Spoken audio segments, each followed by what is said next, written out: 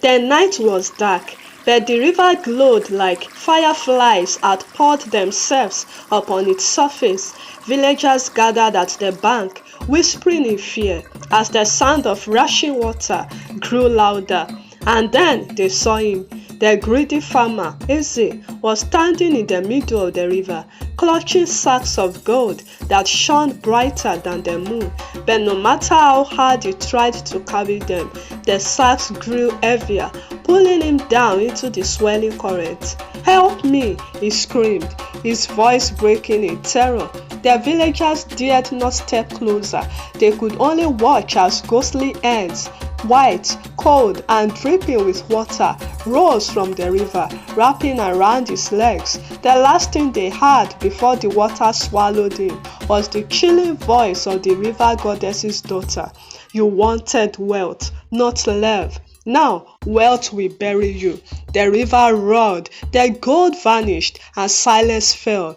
Long before the river swallowed him, Eze was just an ordinary farmer in Umuaka village. He was not poor because the land was bad. No, the land gave yams, cassava, and palm fruits, but Eze was never satisfied. He wanted more than food on his table. He wanted wealth that would make the villagers bow before him.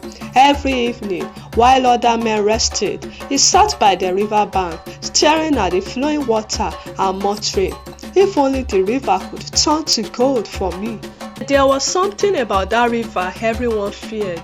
Elders warned the young never to speak foolishly around it, for it belonged to Alaoma, the goddess of the waters, who was known to grant blessings, but always at a cost. One night, Eze's hunger for wealth drove him back to the river. The moon shone brightly on the surface, and the air was thick with mist. Suddenly, the water rippled, and from its depth rose the most beautiful maiden he had ever seen. Her skin glistened like polished bronze, her eyes sparkled like diamonds, and her hair flowed like the river itself. She was the daughter of Alaoma, the river goddess. "Why do you sit here every night with greed in your heart?" she asked, her voice calm but powerful. Eze fell to his knees immediately. "Great princess of the river, I want riches. I want barns filled with harvest, herds of cattle, and bags of gold. If you give me this, I will do anything, even marry you."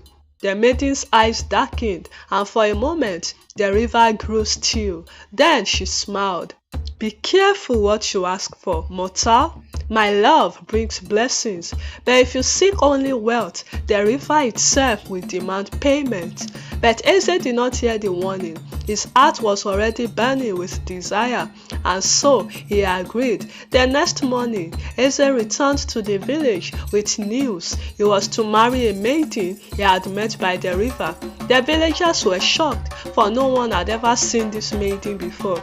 On the wedding day, she arrived, dressed in shimmering white clothes, adorned with shells and beads that glowed like fire. Many whispered that she looked like no ordinary human. The wedding was grand, and from that day, Eze's life changed. His farm yielded crops in plenty. Gold coins appeared mysteriously in his barn. His house, once small, became the biggest in the village. The people began to respect him. Some even envied him, but behind their smiles, the elders shook their heads.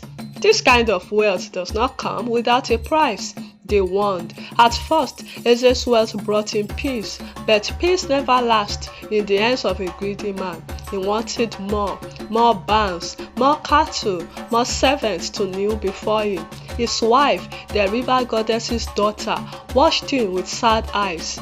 "Eze," she said gently one night as they sat outside their compound, "you have enough. We have more than the other villagers. Shouldn't we share some of our blessings with them?" But Eze frowned. "Why should I? Did they work for it? No, this wealth is mine, and mine alone. And you, if you truly love me, you must give me more."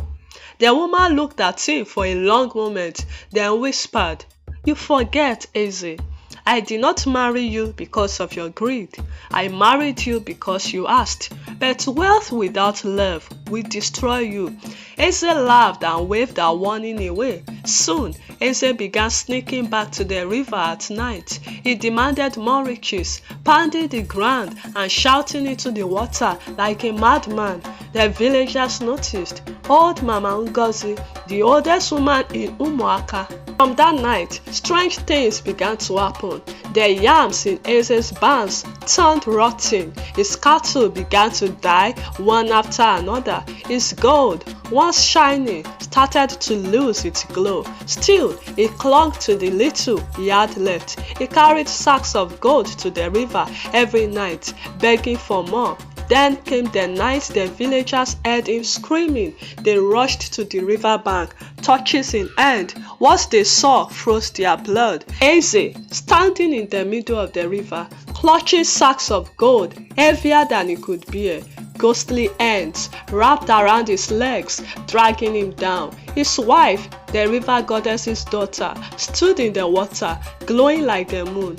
You wanted wealth, not love. Her voice rang out. Now, wealth will bury you.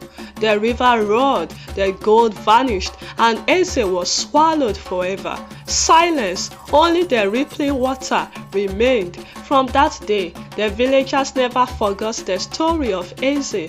Parents warned their children never to let greed blind their eyes. Farmers prayed with gratitude for their harvest, however small. And at the river bank, people sometimes claimed to see a beautiful woman in white, her eyes sad but watchful, guarding the river, waiting for the next greedy heart who might dare to ask for wealth without love.